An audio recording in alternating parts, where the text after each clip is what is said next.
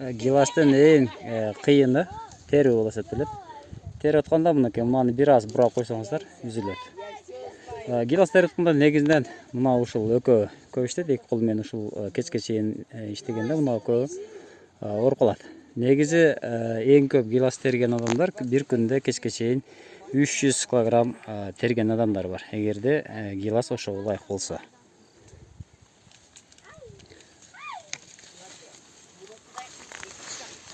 Жигиттер, гилас боюнча чемпионат өткөрөбүз. Катышасыңарбы? Гилас териш боюнча.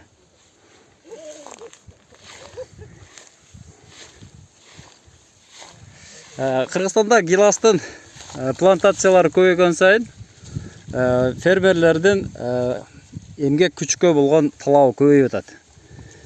Бул боюнча дагы кеңири неме өткөрсөк болот. Сабактарды өткөрсөк болот, кантип өстүрүш керек, кандай кылыш керек. Туугандар мына ушул гилас терүү дагы барган сайын көйгөй болуп калышы мүмкүн, себеби бардыгы бирдей бышат.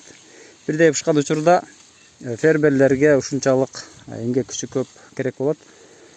Бангладештерди алып келип иштетишибизге туура келип калышы мүмкүн.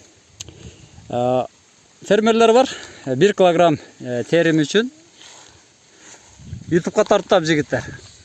1 килограмм үчүн 50 сомдон 30 сомго чейин төлөп бергенге ыраазы болушат да. Эгерде бир адам өтө көп терсе, 300 килограмм терсе, бул өтө сонун болмок да.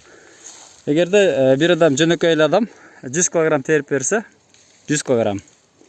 Демек 50 сомдон боло турган болсо 5000 сом акча бир күндө иштегенге болот. Бул боюнча дагы сезондук иштерге студенттерди, окуучуларды, кыз келиндерди тартканга болот. Сезондук иште ушундай иштерди кылса болот. Азыр эми плантациялар өтө көбөйүп атат барган сайын. Ушундай гилас чоңоюп, бактар чоңойгондон кийин бизге эмгек күчү керек болот.